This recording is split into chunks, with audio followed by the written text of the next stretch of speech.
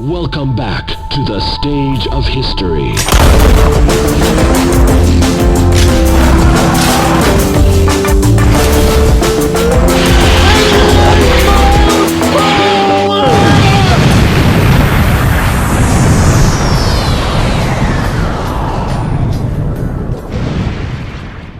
Now you look at me. What about the fucking fillings in my teeth? Hello and welcome back to Deja-Review. After a year I've been missing. It's been a hot minute. And we're back today with Jurassic Park. Going to go a wee bit of a different route this time. We're going to kind of skim through it a bit quicker. You probably don't know the plot, but we'll kind of brush through the important part. It starts off with a man being eaten alive by an invisible raptor. It's dark. Setting the scene. There's a lot of tension. You can see everyone, all these workies that are shitting themselves, apart from one stone-faced hunter. Before you know it, one of the workies gets grabbed, pulled. I got a quick glimpse through the eyes, isn't it? Thing, yep. He gets pulled, what would you say, it was 6 feet in the air? Aye, he gets hoisted and then slammed way back down. Last you see him, his fingertips going through this guy's arm. Jolly's shouting, "Shoot her! Shoot her!" And no one shoots it. We transition for his fingers slipping the arm. Man's arms. Into to another slippery character. His name was Gennaro. He's the blood-sucking lawyer. He's basically telling a few of the islanders, people. Yeah, mining for crystallised, fossilised bugs within amber. This is part of InGen's whole operation. So he must be the lawyer, representative for the legal side of InGen. The insurance company. Okay. He's saying that they owe 20 million, is it, to this from the family, this workie that get offed early doors, and it explains a bit more about what the aim of the excavation site is. Yeah.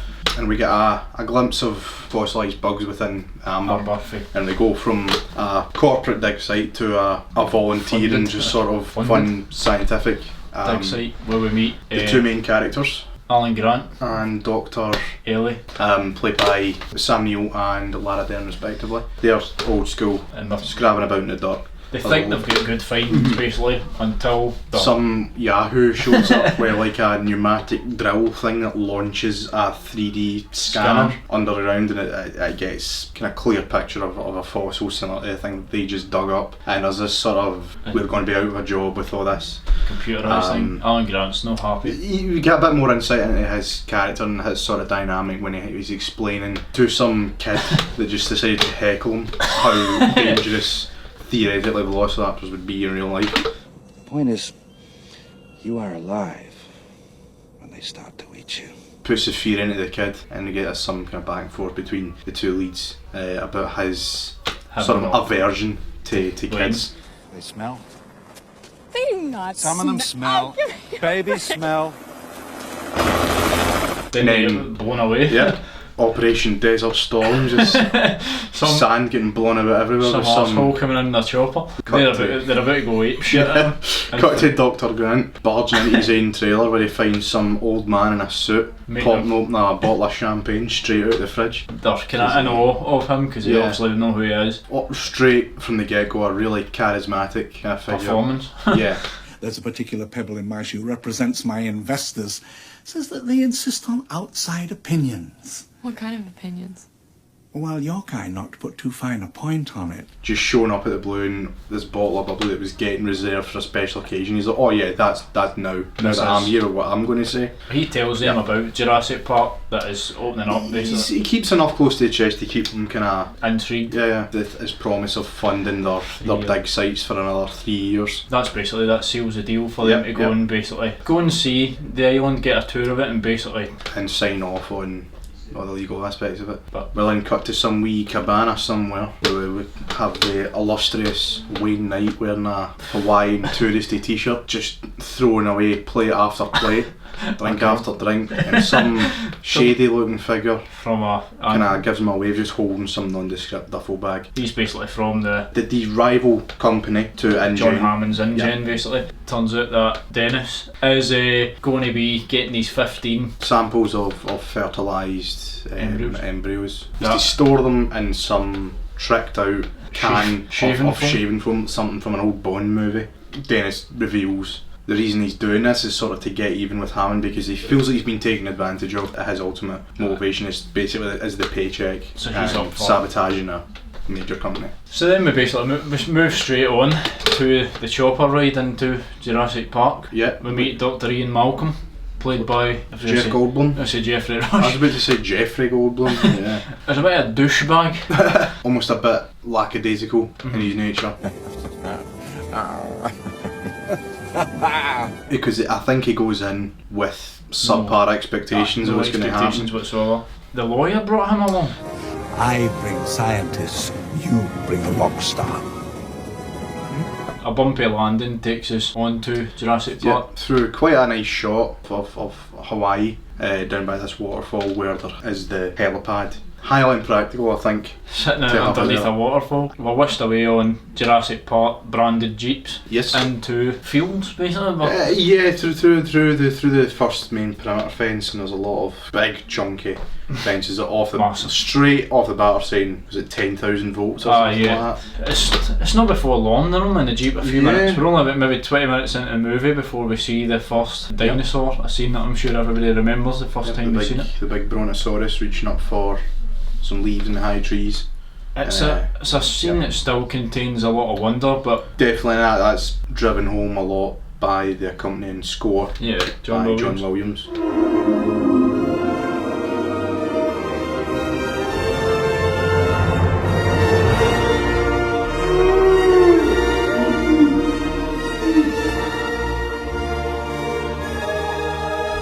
The CGI at this point hadn't aged too well for that scene. I think it was because it was in broad daylight. It still contains a lot of great shots. It does a trick. One of the first immortal lines I think from that movie is just the simple "Welcome to Jurassic Park." Looks like Alan Grant was going down to his knees, but it looks like he was taking a dump. Coming down with something. Before long, John Hammond's got them whisked away into the facility that's getting built. The visitor centre. They've all asked how they're doing this, so he takes them on already pretty much up and running tour. Yeah, it's like thankfully John Hammond was up and ready for a big half hour of exposition. So he straps them into a revolving theatre, interacts with himself on a television screen. I think it was just a clever way of putting absolutely probably half of the book's exposition into 5 minutes worth of. Just this wee DNA man explains the whole concept of taking DNA from fossilised dinosaur blood and filling in sequential DNA gaps with amphibian DNA. The lawyer looks to be really enjoying this. I mean, he was like all it was missing was a bowl of Cocoa Pops or something. He was really getting into this. But the tour kind of keeps on going, and you see the science. Yep, the science division. Centre. Yep, but it's a really quick slide past, and automatically the three scientists in the front are like, no, we want a closer look at this. We want to, like, how is this happening? Three of them just push the barrier up and go on through to the other side, where we meet a young BD Wong. He explains more of it. He basically says everything that they engineer here, they're all females. While Alan Grant's amazed at his velociraptors that are... It's a good scene and really great use of Stan Winston, animatronics and practical effects of a velociraptor being hatched. The ever the skeptic Ian Malcolm explains his chaos theory. Well, listen, if there's one thing the history of evolution has taught us, it's that life will not be contained. Life breaks free, it expands to new territories, and it crashes through barriers painfully, maybe even dangerously, but, well, there it is. He's seen it, actually, it's not happening. Quick to assure him, he's like, no, we've got a handle on this, it works. Dr. Grant realises they've hatched a velociraptor. This could rip you apart. Yeah, which is I think that's when we're then taken to the velociraptor paddock. Aye. We're getting fed by a live coup.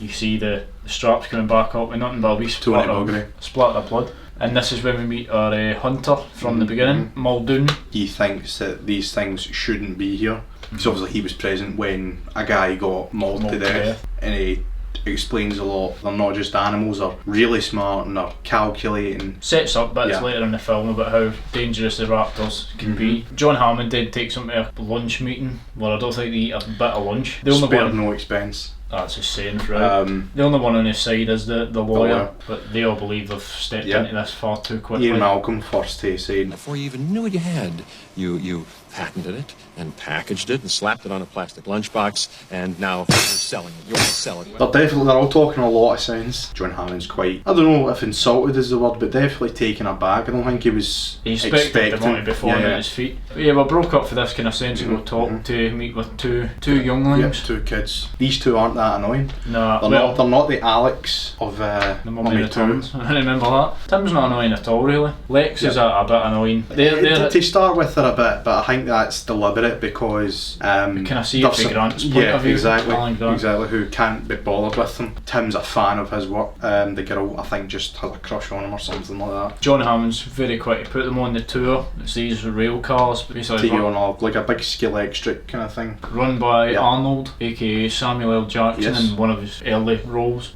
We can all put in the cars together. The kids are stuck in me. A lawyer. It's all going kind of semi-smoothly, not much happening. Yeah, there's a bit more conversation and more explanation of the chaos theory. A butterfly can flap its wings in Peking, and in Central Park you get rain instead of sunshine.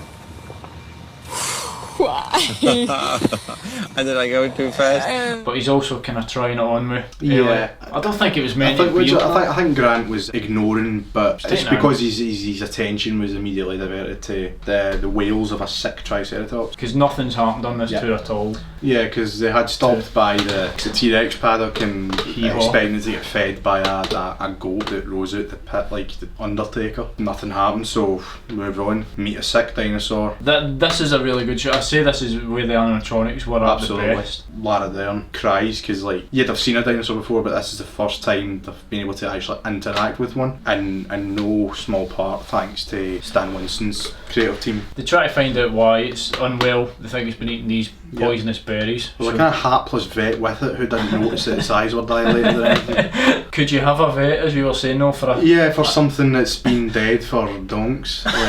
But then you've got Ellie, who is a paleobotanist, so she volunteers to stay behind and kind of get to the bottom of this, which involves wading through mounds of shite.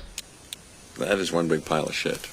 They have to leave it eventually because there's a storm warning. There's a storm brewing off the coast of Isla Nublar. John Hammond's had enough. He knows he's blew this, and this is when in the control room we see a rather slovenly Dennis Nerdry. His desk is mine. Almost looks like he takes ill with nerves because this is where his plans come in. He's got an 18-minute window. He's got like a live feed CCTV to the boat. Feed to the docks where his contact is like, listen, weather's just watching. We need to boot quickly. He's watching the runtime while talking to him. Says, I'm going to get something for the vendors and want something for the vending machines, and stays on that a good minute or so. But he tells him before he leaves that certain bits of the park might shut down for a moment and then he'll come back on. So when he leaves, stuff does start to shut down, power starts to go off. Yeah, he's eliminated any initial sort of suspicion. The second stuff does start to go down, he sneaks into the lab, takes these 15 samples, sticks them in the shaving can. Yes. Cut back to the rail cars coming to a halt right outside the T-Rex, where we get Arnold and Hammond desperately trying to get these computers to work, but Dennis has set everything so that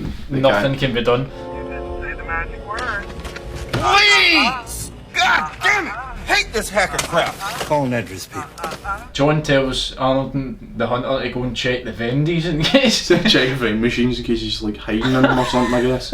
Yeah, they notice that the raptors are still in their enclosure, but every other power fence for every other paddock is down. We see why. It's because Dennis needs to be able to get through all the different gates, security gates, to get to the docks. Even though he gubs that for himself when he, in a bad case of pish-wet glasses syndrome, crashes into the one signpost they have there. So he doesn't know which way's to the east dock. Then cut to probably the most iconic scene. Definitely the best scene in the film, where they're just stranded. The wee lad, Timmy, he finds a set of night vision goggles. Whoa! Starts to have a wee look around as we see one of the most iconic scenes.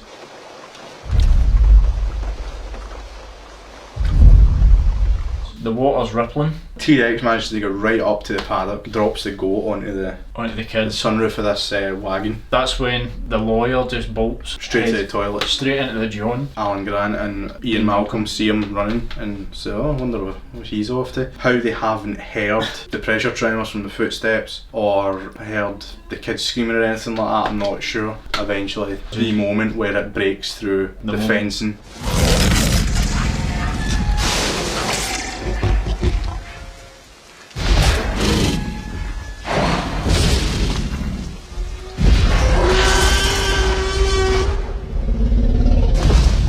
Tears apart the kids' vehicle, smashing through the glass sunroof. Fun fact that some people probably know already, the moment of the collapsing sunroof was just a mistake. The animatronic just pushed through too hard, but it just worked so well that they kept going with it. That's when probably visual effects are at the best in the movie, when it's absolutely. that night-time scene. Because that's a full-scale animatronic there as well, must weigh tons. The visual effects are really good at this point as well. They mesh in quite well. For the time it was revolutionary. Yeah. So this scene's where it flips their car upside down, the kids. Now this was the point where we were watching it with our disc decided to jam. We know what happens. We know what's happened, we've seen the movie enough times. Malcolm grabs a flare. Grant goes out first to distract the T-Rex from the kids. Malcolm comes out to do the same. Kind of runs away so that the T-Rex follows him. To lure it, but ends up catching up to him. Grant just knocks him away, injures him quite badly, but yeah. At this point the T-Rex bursts into the lava, doesn't have a second thought about the lawyer, unlike Malcolm, and just, it must not swallow.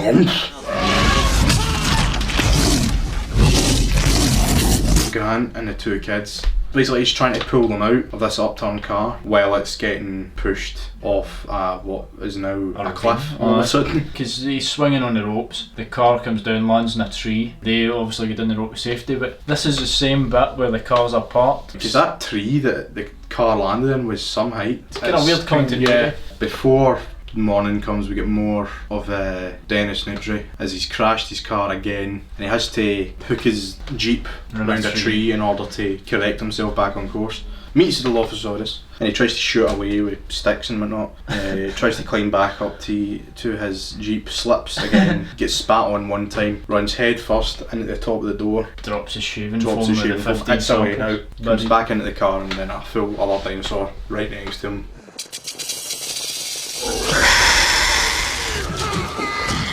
And we get a panning shot of this kind of priceless scientific material just getting covered by mud and encased, never to be seen again. Ellie's back at the control centre. No sign of the vet that she was with. And they go out hunting to see where everybody is. At the bottom of the tree, Lex is safe. Dr. Grant's with them at the bottom of the ravine, sees that Timmy's stuck in the car up in the top of this tree. So helps him down for there while the car's crumbling down every single branch. Some kind of Uncharted kind of segment. A narrow escape from there.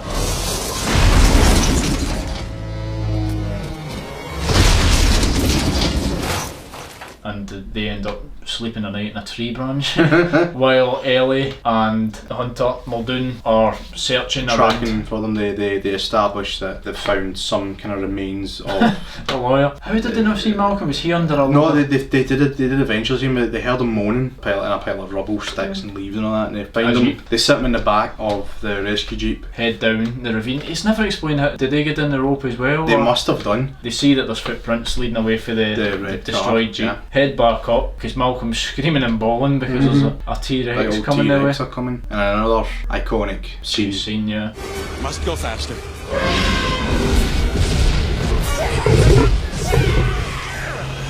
Items in the rear view mirror might be closer than they appear. Yeah, the T-Rex is keeping up with them for like a few minutes, then it hits a tree and then just basically gives up on them. But it is an iconic scene. It's worth pointing at this bit that they've kind of turned Ian Malcolm into a male model. So you remember that jungle storm and dinosaurs are on a rampage? You need to be looking like that. He kind of fizzled out, I think. When he got injured, he was kind of his part was by. He is pretty much a vegetable for the rest of the movie. Dear God. Morning comes and Dr. Alan Grant's got the kids safe and sound in a tree. Where they have a close encounter with some brachiosauruses. One of them sneezes. Greener horror in a Right. scene that can only have awoken some kinks and some very dirty, dirty people. He's got them and he finds eggs lying, kind. Stuff's been hatching. He finds that they've been producing, is it asexually because of the... Yeah, the DNA splicing with Frogs. amphibians. Yeah. Life found it away. And they're walking back to meet the others when they find a flock of Gallimimuses. who are charging towards them. So while they're ogling over them, another T-Rex comes. Maul's one of them.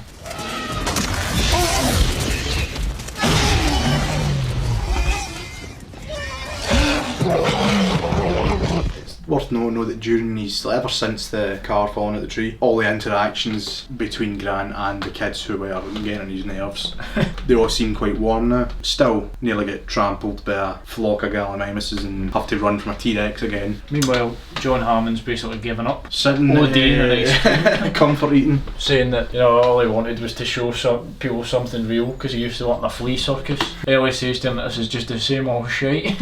In no uncertain terms, this is the same old bollocks. Her speech kind of gets him back. It definitely starts to get some thinking your two grandkids are out here when there's like monster lizards on the run. Yeah, so they all kind of concoct a plan. They hatch the idea to put the power back on, but obviously Ian Malcolm's out of it. Ellie and Muldoon. They have to go to the breakers, which are away in another hut. So Hammond Arnold's like, oh, I can go and do that. never see much Yeah. more of him. Can't remember if we switched. There's a lot of switching back and forth between this group and the other group. Yeah, power gets put back on eventually by Ellie, just as the kids and Alan Grant are climbing over the electrocuting fence because the power's Meanwhile, off. Muldoon, He's out I hunting. think he thinks he's cornered the Velociraptor, but he's been flanked, so there's a good character down. Clever girl.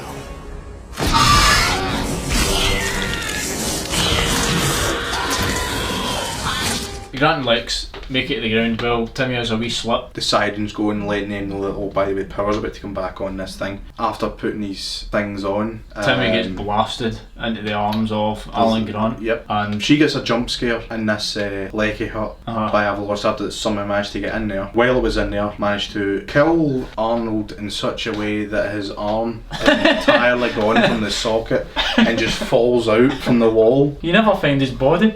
She gets injured after getting thrown into a wall and trying to kick a door into a Velociraptor. Running, limping, or flashlight trailing behind her. Runs Back to the centre. back to the centre, yeah. Where the kids now are. After his big electrocution, he brings them back. They reunite with Ellie. They get brought back into the visitor centre. Kids Get left in the pantry, I guess. Get left in the restaurant just to gorge stuff their faces, and on fair enough. when they see the shadow of a Velociraptor. Wee Sparky's still cutting about like, oh, he's got a dose of the Parky. And this is when the pretty famous scene, kitchen scene, Yep. comes up with the two Velociraptors are stalking kids. Some really good animatronics here. Good. Some slightly dated Wonky graphical CGI. work, because obviously there's the raptors jumping up onto the counter. They couldn't have done that with animatronics, yeah, any full but other body things shots. like close-ups of the big clawed feet or anything sort of For torso up still works really well. They managed to narrowly escape out of that kitchen via a reflection Some on a pantry. trick reflections and big fridge freezers.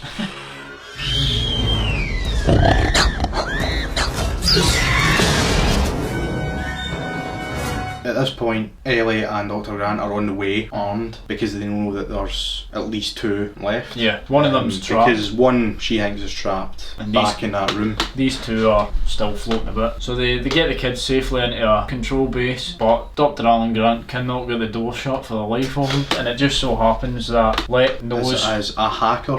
exactly how to get into this security system. So really the big old blob of the job isn't the man he thought he was.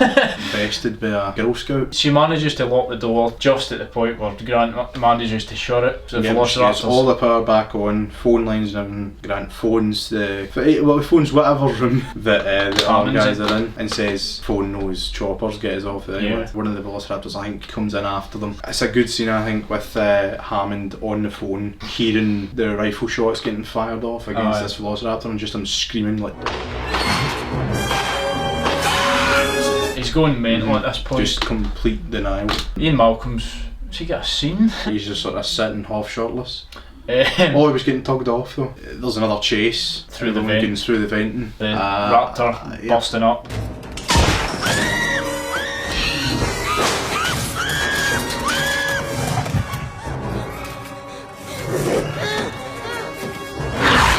And through in the main foyer. This is a main climax now. Fanning about in skeletons, they all break I quite apart. like that. I like that it though, little- yeah. It's filmed really well. Was it two Velociraptors? One that they knew about and another one that comes out from I ground think that level. must have been the one that was in the circuit breaker room. Yeah. They come in and start surrounding them, Yeah. got them at the ropes, and then out of nowhere, Absolutely nowhere would you believe the hero of the day. how they didn't hear it, how they didn't see it, I'll never know. It would have struggled But to get in as well because A it was just full a grown T-Rex. big ass dinosaur just bursts in, through the front breaks up door. the card game, saves the day ironically. Yeah, kills both of the Yep. raptors. It drops one of them and you just see it flip, flip, flip, flump Dead. onto the floor. It gets yeeted into a big old Launched. collection of bones, and if you shot the roaring and the banner falling down when dinosaurs ruled the world.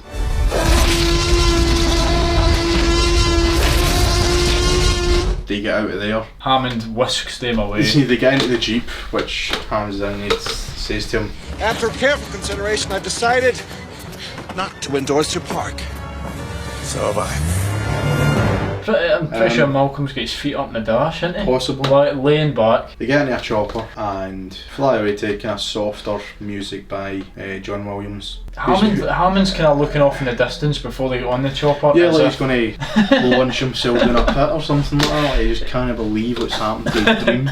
They're sitting in the chopper, relieved to get out of there. Grant takes one look out over the water and sees these pelicans cruising above the water. Yeah. After the whole bite, he'll never look at birds the same way again. Cut to Roll black, credits. roll credits. I don't know if it was just me or because our disc did cut out. The movie seemed really short to me. It seemed to go by like that. I don't know if it's just because I've not seen it in ages and I enjoyed it, but But yeah, that didn't. It might well be because a good half hour at least of footage was we fucking were cut chatting. out with that disc.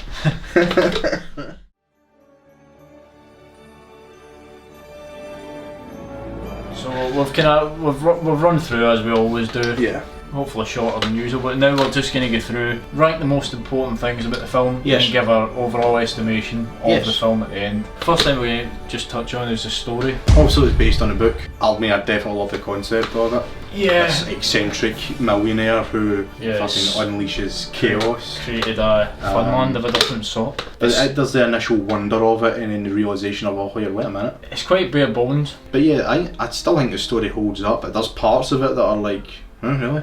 There's still quite that human story running through it of Alan Grant becoming the protector of these kids and learning to love them. That whole, there's still the key, I think, theme, evolution, and how you can't rush that. It's a natural thing that happens. I feel like the second Yeah. movie is more of just a straight up kind of monster film, whereas this one is a very human story with kind of monster scenes pushed in. I'm pretty sure I read somewhere that there's only 15 minutes worth of dinosaur footage in a 2-hour movie about dinosaurs. I think it, in a way, helps. Keeps- Probably because it's still Spielberg, that he kind of knows how to keep tension building, Sure, but all they needed not stupidly. Because throughout the if full they thing. wanted to be gratuitous with it, then you end up with something like Jurassic World, Aye. where there's petting zoos full of fucking wee tiny things and all that. Yeah. But The story itself is really simple, but it's kind of good for. There's a lot of talk in it that probably only adults would really care about, and yet there's all the. It appeals to kids obviously because it's dinosaurs, and this came out at a time I think where the dinosaur craze was just starting to boom. Spielberg again just sort of changed the game with what was really captivating people's imaginations at the time. The story works for what it is. I'd give the story a 4 out of 5 and say that it's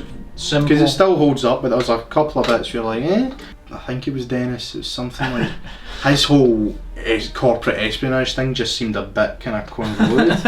Obviously it was the catalyst that triggered the disaster, but it's like they didn't go back to it.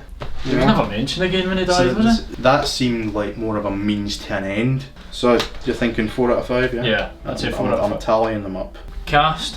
It's good casting. A solid 4. Yeah. I wouldn't really say there was any weak links in it at all, really. Not really, no. I'd say Lex. I don't really like the character, but yeah, I get both those characters, those kid characters, definitely at the start of them, I'm like, oh god, here we go. I suppose his daughter in the second one probably kind of more worse. annoying me because that was definitely seemed very much She saved the day with the gymnastics kind of nonsense. My favourite performance in it, honestly, is probably Richard Attenborough as John Hammond. Like, I think he just it doesn't even seem like he's acting really. It's just like he's kind of having a conversation. He sells that really well. As much as Ian Malcolm that is became the fan favourite. I'd say Yeah, that I think that speaks more to Jeff Goldblum. Jeff Goldblum probably. just sort of being the No. embodied meme that he is. Like, Yeah, I'd probably give that a 4.5 out of 5. although I do think that Lara Dern's, she really put into just like how much terror was in the situation. A strong cast. I'd go 4.5 out of 5 for the cast. Fair enough. Score, Score. John Williams. I think everybody knows the score when you say the Jurassic Park score. Exactly. Everyone knows the themes, but aside from like the main theme, the title theme, like the bits in between here and there, just to build tension and build mood and stuff. Like that. Yeah, it's quite good. I'd say the main theme is the one that everybody remembers. Absolutely. The score itself, I don't think is overly memorable. In a way, I think the main theme's really good, but it kind of eclipses the rest of it. Yeah, I prefer the score for the second film. This keeps all the first one, but there's a lot of like tribal drums and that in the second one. And Yeah. I don't know. The second one kind of builds it up a bit. I do like the score for this. I'd probably give it a 3.5 because the main theme is what everyone remembers, but the rest of it kind of take or leave really, because you're like, I don't even remember. exactly. I'd give it a 3. Next up, direction / cinematography. So just how well the film was basically pieced together. Spielberg Defines a summer blockbuster. Exactly. Made over $1 billion. and it's still again hold strong. There was some good scenes that we just sort of noticed, like when they're in the Jeep and it cuts seamlessly from full size animatronic to CGI to monsters. CGI, just like that. Really clever There's a camera lot of movie placement. magic in it. Great shots as well, like at the end with the T-Rex. A lot of iconic stuff, and there's no quick cut nonsense or anything like that with Spielberg. Other good shots of like just the effectiveness of having Dennis's character get dispatched, obscured, but just sort of that enclosed space like a Jeep, and just having this thing right on you. that probably weighs about the same as you, or definitely like like Doug. a robust Labrador at the very least, just mauling you. Yeah. That key pivotal moment with the Jeeps in the rain with the T-Rex. Yeah, It's all balanced with the fact that it is filmed somewhere really quite spectacular, whether it's the set. You can tell quite clearly, I think, when it's a set. It doesn't put you off. Really good. He A lot- definitely knows what he's doing. Or especially maybe not so much now. But I think this was a sweet spot, kind of Indiana think Jones, so. Jurassic Park. A lot of people say he completely lost his way with the sequel. I don't know. I might have been an autopilot for it. Possibly. Nah, he helmed this really well. So what would you give it, Yank? Probably, I'd give it direction 5 out of 5. It's so well made. Because as you were talking about earlier, was that one of the people that was approached was James Cameron. Who? Before that was more Terminator 2. Yeah, it would have been rated 18 probably. Yeah. But that one had to probably absolutely had to be for kids as well. Yeah, and he definitely understands how you make a family movie with it, having it being all watered down. Yeah, I'd give it direction 5 out of 5. I'm going to go ahead and put practical effects at a solid 4.5. I'd probably just say special effects have got to be 5 in a way. You know, we're looking back at them now, saying some of them are dated, but if you can imagine watching it 20, 25, 26 years ago, you said even in IMAX it was still brilliant. So the only bad thing about the film is it probably made everybody realise too much that CGI could be completely relied upon for something. Yeah, because I mean, there's no way they could have made an animatronic I think they were Brontosaurus for that first shot, but they were going with stop motion until I think ILM realised that. I think they showed Spielberg some of the footage of this CGI they'd shot, and he said this is the only way to do it. I'm glad for that, to be honest, because stop motion, it's really obvious. Whereas some of it's dated, but I still think the shots of the T-Rex in the rain are still probably better than 90% of stuff that comes out nowadays. Totally. Yeah, the special effects I have got to be a 5 because of how revolutionary they were. So we've covered all the main basis of the film. This is a new thing we're trying. Okay, so 12 to 22. So that's 22 divided by 5, because it was 5 things. So that puts the movie 18 out of what? I don't know, just a solid 18. We'll try to rate. We'll figure it out.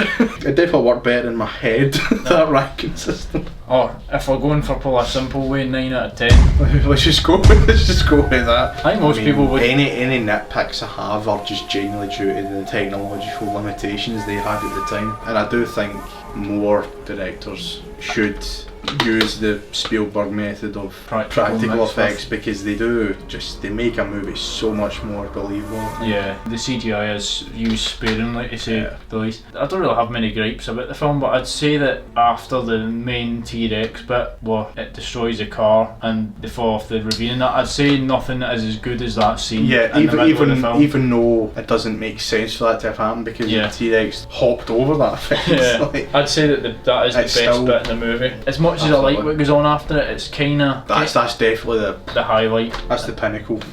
Yeah, I'd give the movie a 9 out of 10. Highly recommended. If you haven't seen it, everyone's seen it at this point. So yeah. If you're watching this now, I'm guessing you've probably seen it and probably just disagree with half the things I've said. What are these two arseholes talking about? Rambling away, but that was Jurassic Park. Hope you've enjoyed this. The next one will be The Lost World, Jurassic Park, so join us then. Subscribe, like this video, share it with all your friends. Don't forget, E.T. phoned home. The barn, somebody's gonna come and get.